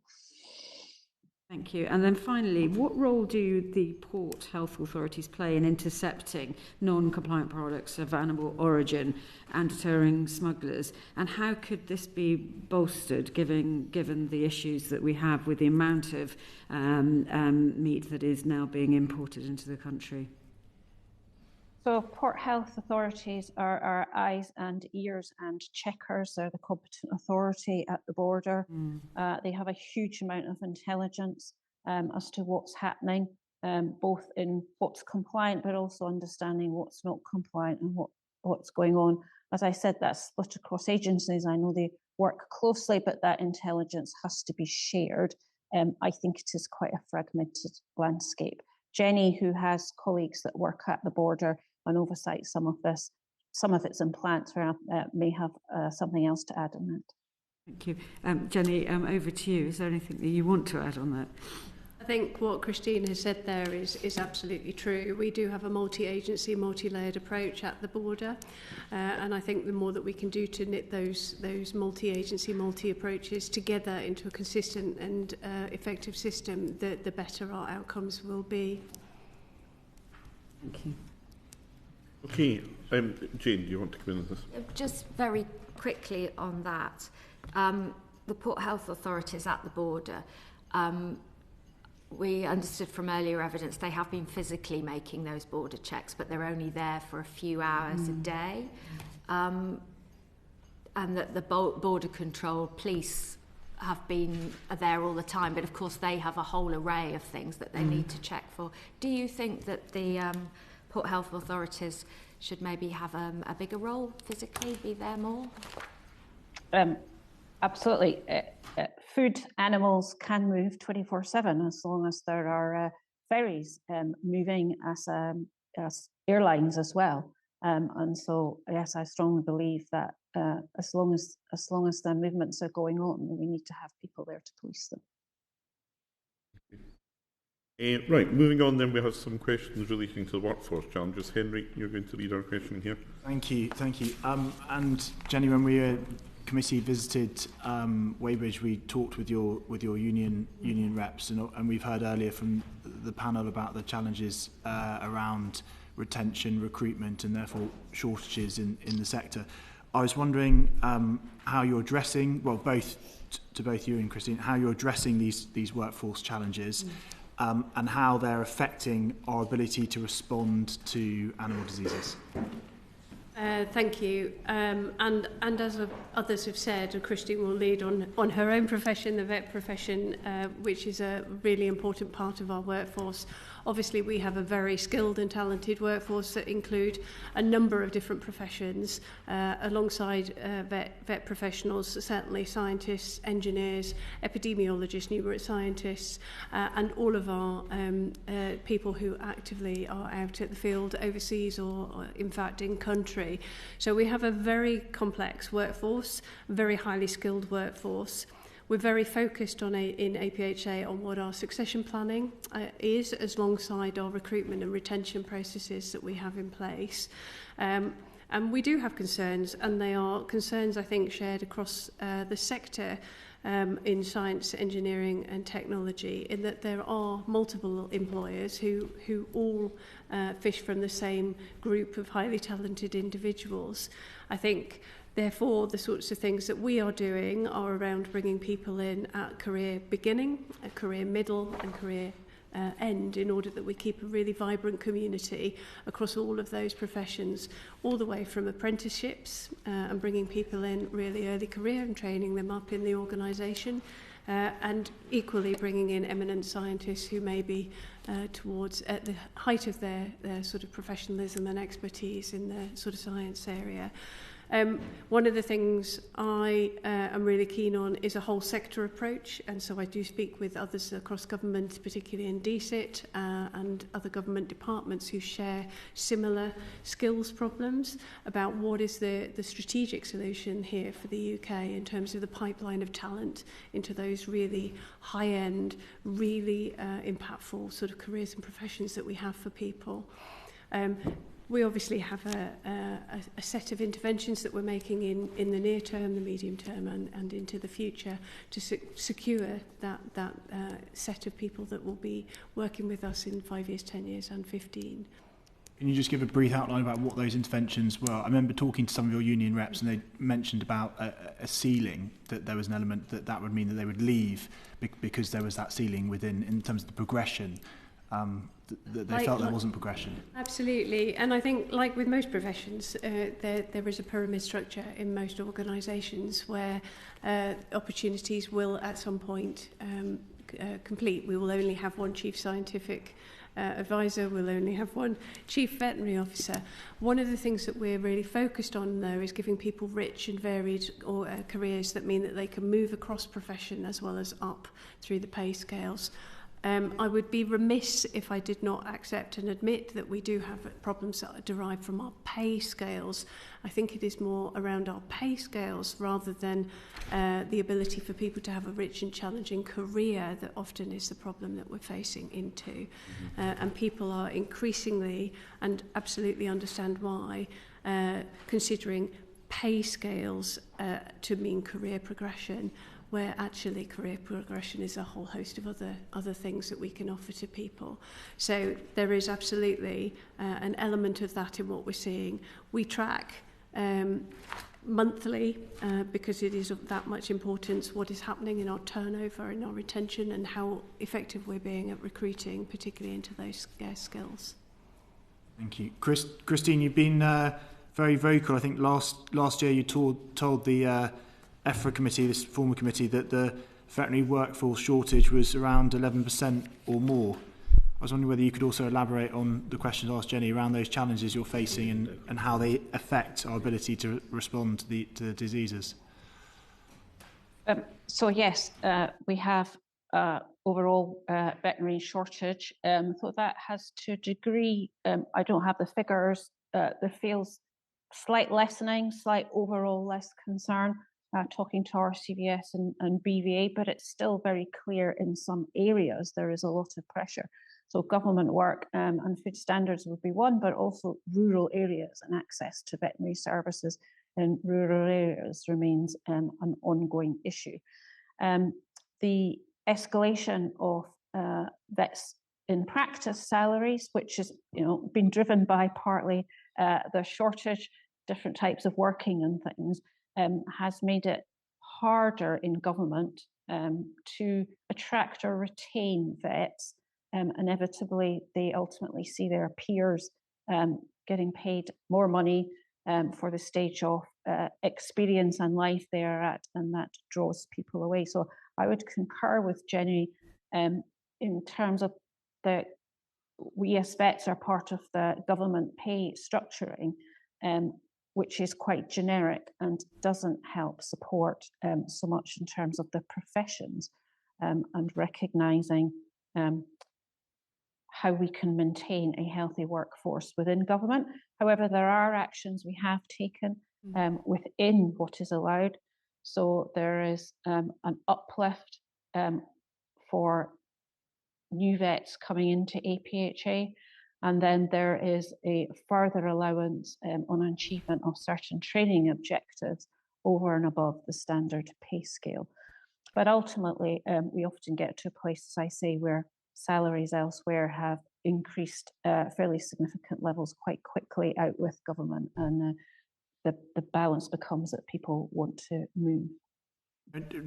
Christine, do you think there's a broader problem, though, sort of the salaries aside, with recruitment and retention, just because the numbers seem quite startling? I mean, in terms of profession or in government? Well, no, in terms of in the Royal College of Veterinary Surgeons, 45% of leavers had been in the profession for 4 years or less. And then in terms of the registrations from the European Union, I mean, in 2016 you had over 50% of annual registrations from the EU, with that, and less than 50% coming from UK veterinary schools. So, I mean, are those figures that you recognise? Yes. So absolutely, our retention level as a profession remains poor, and it's particularly concerning that young vets not long out of graduation find it's not a career that they want to be part of. It's very difficult to get under those figures to understand why they are leaving. People stop their membership with the Royal College and then it's difficult to keep contact with them. But it is something jointly with RCVS and BVA we are looking at, and we really very welcome the RCVS workforce planning work that they have been doing that is helping putting some more data and understanding around those figures. In terms of vet schools, so number of graduates overall has increased greatly in the last number of years, but you'll be aware that many of those are overseas graduates, not UK origin graduates. for various reasons, they're attracted to go back and work in their country of origin. And so we don't retain them. And then a pipeline that we was very welcome in the profession, bringing in vets, particularly from the EU. We were a very attractive country in terms of salaries and the type of work for EU graduates. That is more difficult now given visa situation and so on. You mentioned the education point. I was wondering what the potential closure of the Cambridge Vet School tells us about the state of veterinary education in the UK. I would be wary of inferring what's going on at Cambridge, just applying to across the board in all vet schools. We've had a number of new vet schools come on stream recently. Other vet schools go through their regular RCVS audit and it hasn't been identified as a problem. But we do know from the ongoing higher education pressures, vet schools are expensive places to run. And it's obviously something that those running universities continue to look at. The RCVS action and ongoing communication with Cambridge is between them, but I know Cambridge University are taking it very seriously in terms of how they will respond. But in terms of, we've talked about the problems with recruitment, you don't view a vet school, potentially closing as a significant issue in terms of trying to meet the challenges that the profession faces at the moment? It's really difficult to understand and balance given the new vet schools coming on stream at the same time. So we've got Harper Keele, we've got one in Lancashire coming on, Aberystwyth are doing work, SRUC in Scotland, and understanding how many, not just that total of how many are graduating, but how many are graduating from our UK vet schools. And then working in the UK profession is quite difficult to tease out. So I don't have a feel for what the actual numbers impact will be from Cambridge. But hopefully that won't become an issue if they undertake the actions required. I'm conscious of time. I just want to touch on the Veterinary Surgeons Act before I go back to the chair. Because we heard from Sarah Tomlinson earlier about the, particularly around TB testing and how the pressure on vets to conduct that TB testing and that discrepancy between time spent on it and income made. I was wondering what your thoughts would be in terms of the benefit of a new Veterinary Surgeons Act would have for the public sector and farmers, and what progress is being made towards one. So in a new Veterinary Surgeons Act, current ministers and DEF are very supportive of this coming into being, and we are working closely with RCVS and BVA to format what a new Veterinary Surgeons Act would look like. There's a number of sprints to look in depth at what might be in it happening at the moment to then put forward a proposal for new legislation. So across the profession there is support for this, and as I say, current ministers are very supportive of it happening as well. Hopefully other colleagues in Parliament will pick up and support when a bid is made. Our Veterinary Surgeons Act, as you know, is very old, 1966. It is about regulating individual vets. It makes little allowance for others who are trained and experienced and regulated to contribute, or not regulated at the moment, to contribute to the profession. I'm a big supporter of vet-led teams that can support TB testing. We've had a good experience with lay testers being able to boost numbers of testers, but also continue to build relationship with farmers through the stressful time that they have with TB. So a new Veterinary Surgeons Act would indeed be really helpful in many disease control and animal health and welfare fronts. Henry, thank you very much. Jenny, to come back to the questions I was asking Christine earlier, your staff are obviously at the front line of border control. Can you tell us anything that you're aware of from that in relation to the prevalence of illegal meat imports and then finding their way at this point, so from the 10th to the 16th of January, into the UK? So my staff are obviously working on rest of world and live animal imports at this point in time. We haven't initiated the live animal checks for Europe yet. That's yet to come live on the border operating model. So we are there ostensibly to check the commercial legal imports at border. So I don't have anything else around the factual changes that happened in relation to foot and mouth. We would be checking those commercial imports. Subsequent to the evidence we had on the 11th of January and subsequent indeed then to the DEFRA press release that I referenced earlier, we've had supplementary evidence which is published by the committee today from Helen Buckingham around this point at which IPAS was updated. Now, the relevant parts of that would be that on the 15th of January, at around 1600 hours, and it does get to be this sort of detailed, the Association of Port Health Authorities meeting was attended by Port Health Authorities and representatives from the department.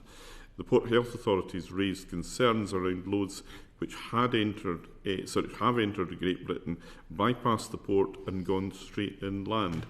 DEFRA confirmed that they were aware of situations where this had happened.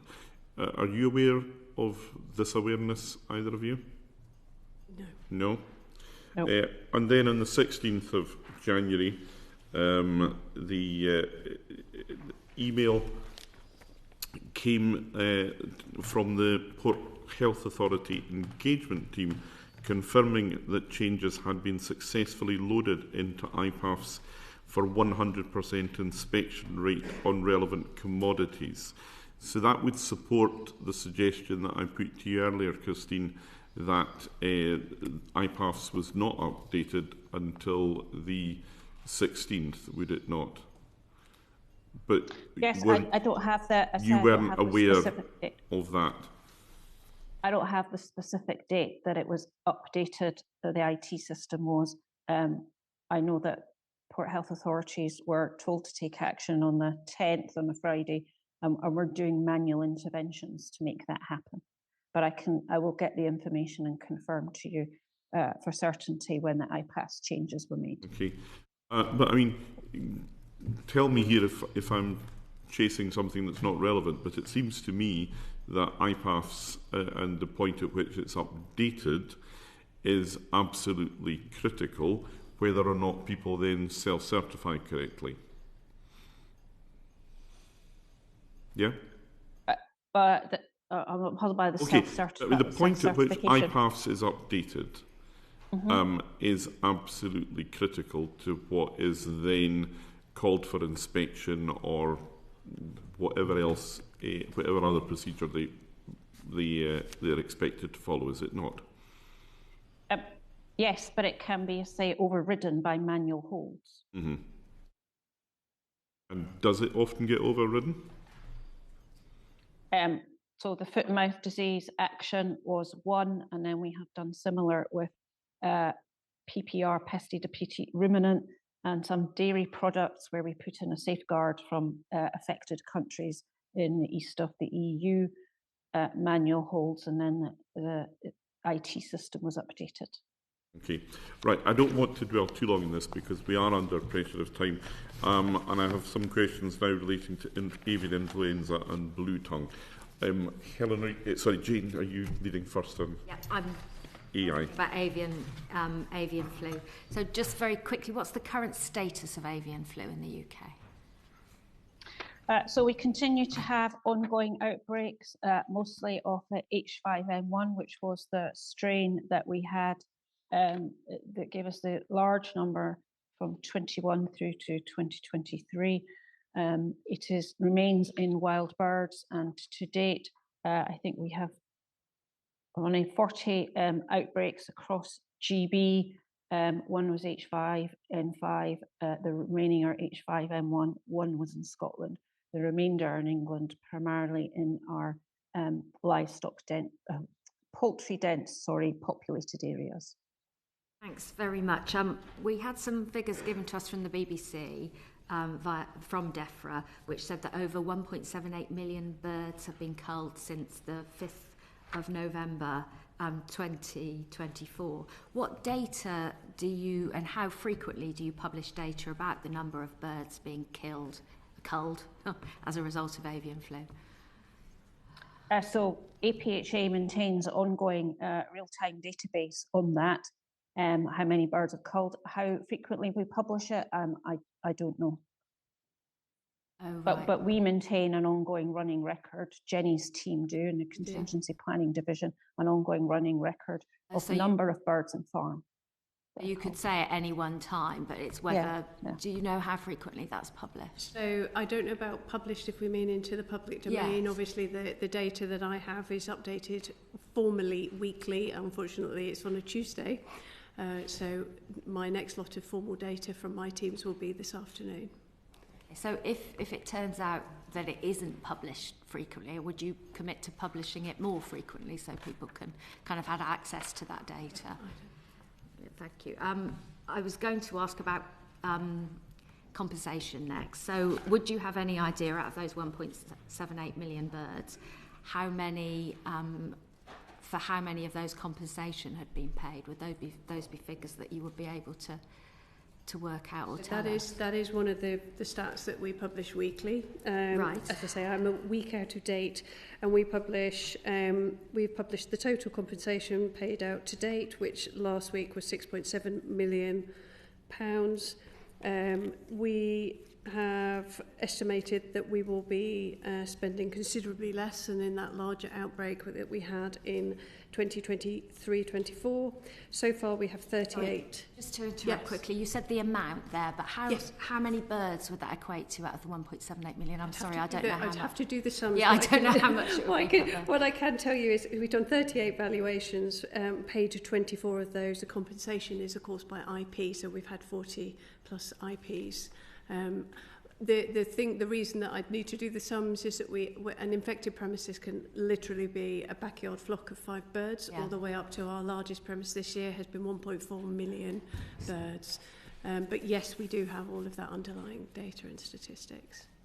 There has been concern, in fact it was raised with me, I spoke at a food and farming conference last week in Cornwall, and somebody raised it with me then actually, the point about compensation, that DEFRA only pay compensation for healthy birds, but that there is concern around that because there's sometimes... I think it's paid at the point of cull. So if the cull is delayed, could you explain what you're doing to mitigate those concerns about the compensation? Christine, do you want to take that? Yep, I'll pick it up. So before the big outbreak began in 2021, it's true we only paid compensation for healthy birds at the time of culling.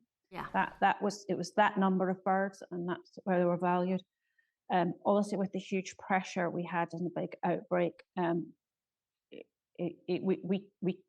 didn't work for industry, and it came to a point where we changed it. So we now pay for the number of healthy birds 48 hours after I confirm and sign off on the disease, on that birds should be culled on that premises.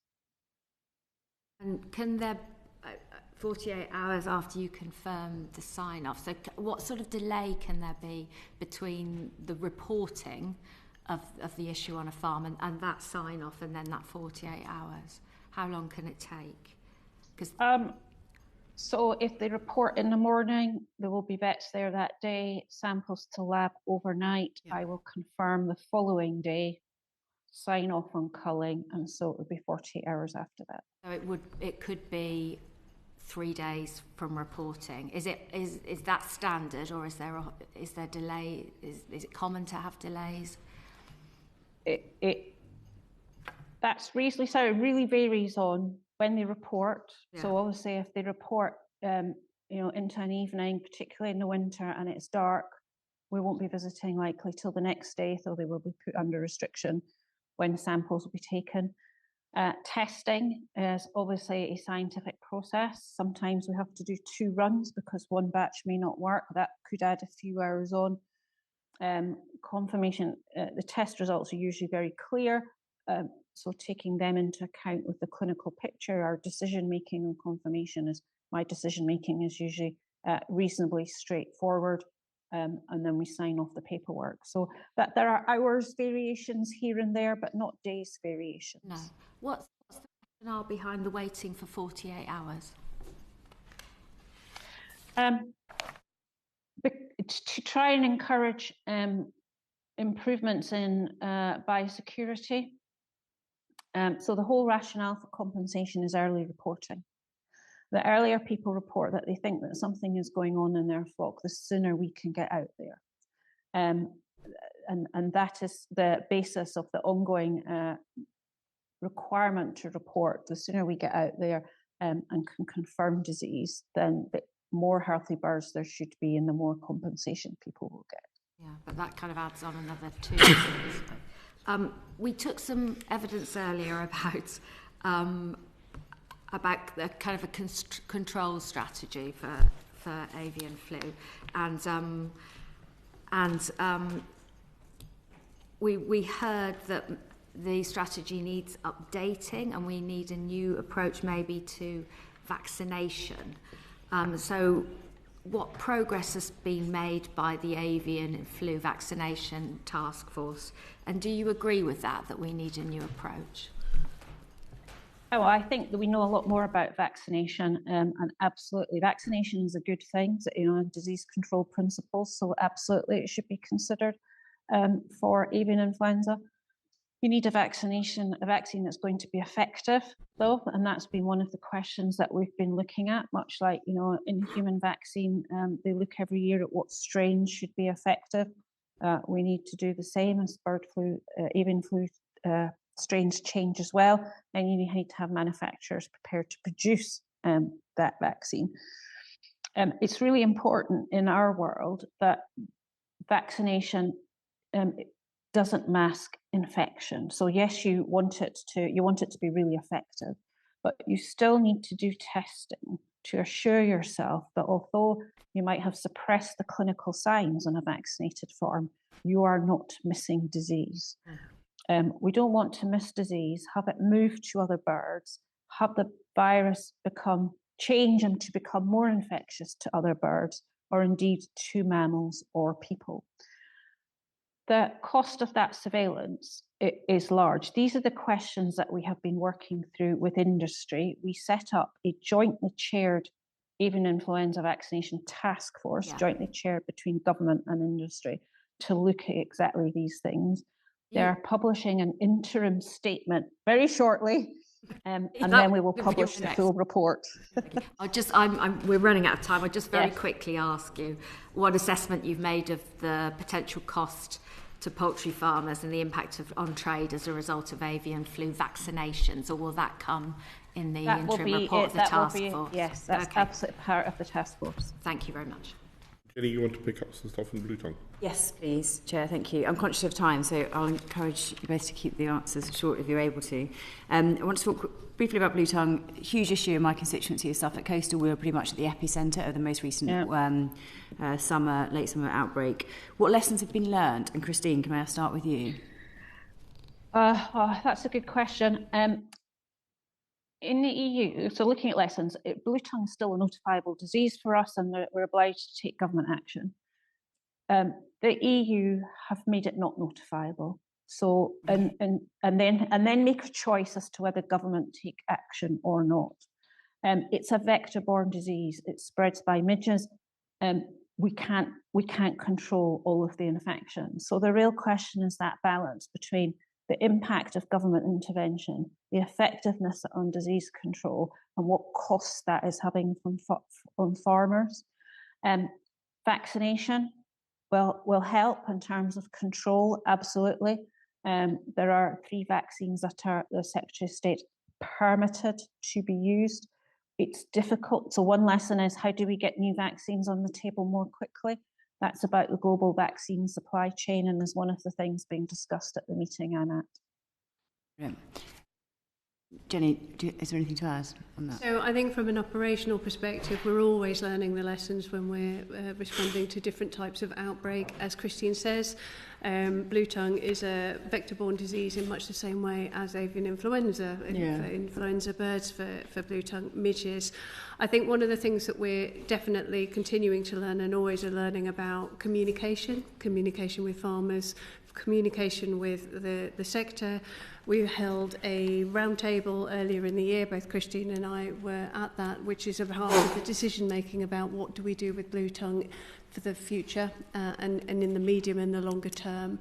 So I think for me the lessons that we're learning are around the degree to which the interventions that we've made in the last 12 months have impacted on industry, both the balance between the constraints that happen because of control zones, but also the protection that we maybe have been able to afford some of our more westerly counties, and where does that go as we go through the next 12 to 18 months, given that we know there will be a degree to which we cannot prevent the spread of that. I think you touched on a point that I wanted to raise, which is the control zone. So obviously I met with a number of farmers in the constituency that have been affected and were during that time. There's real criticism and concern around the control zones and how effective they are, given the nature of the spread of the disease. And I wondered if you can comment on that. And secondly, the lack of veterinary testing, so the lack of vets in order to carry out testing means that there was an issue locally to be able to access it. I wondered if you had any comment on that as well. So on control zones, I will let Christine speak as well. I mean, obviously we enact what we're there to enact, and so that's what our concentration is, and then we're there to facilitate as the agency movements within and beyond those control zones using our licensing regime, whilst at the same time performing the surveillance. But Christine. Yeah, so when we first discovered blue tongue, and Suffolk was one of our early counties. Back in November 2023, we put in really tight control zones. They were quite small, but the restrictions in them were very heavy, and that was to reduce the chance of the virus overwintering. We were worried a warm spring would get disease in May, and then it would spread rapidly across the rest of the country. As it was, we didn't detect disease again until the end of August. We had much bigger restriction zone, trying to get that balance between stopping it spreading further west to the very dense livestock areas versus making the controls in the zone lighter. It's a really difficult balance. It depends on what sector you're in. We worked really hard with all sectors to try and get that balance right, of slowing it down, which I think we have done, but inevitably the midges will get ahead, infected midges will get ahead of any zones. Right, and final question, how successful has the vaccine been, and what's the likely timescale for rollout? So there hasn't been a huge uptake of the vaccine for various different reasons, I think, partly because we haven't had the level of clinical impact that they had in the Netherlands. We've not seen a large number of deaths. There have been some, but not in the thousands as was seen on the continent. The vaccines are permitted, but they're not fully authorised, and inevitably because it's individual farmers with their vet's advice making decisions about to use it. So some nervousness on using it, but we have much more confidence from the Dutch experience. There are varying reports of how efficacious different vaccines are. We welcome the vaccine companies putting forward a dossier to get full authorisation for the vaccines. Brilliant, thank you. Okay, thank you, Jenny. We are running a bit over time, but we still need a few questions on the bovine TB strategy, so if you can stick with us, please. Henry, can I ask you to lead off the questioning? Thank you, Chair. Just as to both of you, how are you improving farmers' confidence in the government's new strategy for eradicating bovine TB? The context of this is obviously wide, but we've also heard this morning from a panel, and it talked very emotionally about the impact on the industry, on farmers. So if we could just start off with that question, that'd be very helpful. Christine. So the strategy refresh is being led out of the policy team. It has been done as a co-design with a small group that came from our original TB partnership group. And through that, all the approaches will be, proposed approaches will be tested. So Charles Godfrey, that led the TB review back in, I think it was 2019, it was published, is being consulted again to provide an update on any new evidence. So both that co-design and his evidence will dictate a lot of the strategy refresh. Before I move to Jenny, can I ask, we've heard a lot about the New Zealand model this morning and that partnership between primary industries and government. I wonder what your thoughts on that were, in terms, particularly on this point about improving farmers' confidence. Personally, I'm really supportive of partnership working, absolutely, and involving private vets as well. It's got to be done with people, not to people, to understand why we need to do it, why for our national herd health it's important to combat TB, and also to take really epidemiologically tailored approaches, which I'm really supportive of at farm level and regional level, not just broad area approaches. So I'm very supportive of a combined partnership. Any others? You could, in terms of the farmers' confidence on the government's new strategy. How are you in terms of improving that confidence? So as Christine says, it's really sitting with our policy colleagues at the moment, that co-design of the new vaccine strategy. Obviously, our experts play into that conversation from APHA alongside Christine and other colleagues. And our input into that from a strategy perspective is some of the science and research that we do on vaccines, which we're developing at the moment, obviously for TB, but also the work that we do around controlling TB in badger populations from a scientific perspective as well as from an epidemiological perspective, as Christine says. And vaccination progress in terms of the developing of the cattle vaccine and the vaccination strategy? We just entered into the next set of field trials for that. So obviously the importance here is that we understand how the vaccine is operating and how our skin test to detect the vaccine is operating. As Christine alluded to earlier, one of the things that we need to be really clear about is when is an animal showing a reaction because they have a disease versus because they have been vaccinated against a disease. So you need both of those parts of the puzzle before you can use the vaccine effectively and efficiently and continue to trade internationally, because you have that proof. So the next set of field trials is underway, and we're also working across a wider project of alongside our partners in the Veterinary Medicines Directorate around licensing as we get to that later years. Thank you. Christine, I don't want to labour the point too much, but on the Farming Community Network's bovine TB report, just sort of and the recommendations, I was just struck by the executive summary. It talks about authoritarian interference and that progress towards control is both confusing and unreliable. I wonder what your response was to that report and those recommendations. So as I said, I'm really supportive of more regional and farm level approaches. It's very difficult. You make legislation at national level. It's a blunt tool. If we make it too prescriptive and interpret it really prescriptively, then it feels very authoritarian to farmers being done on their individual farms. And then feeling they have little control in whatever actions they take. Is it going to make a difference?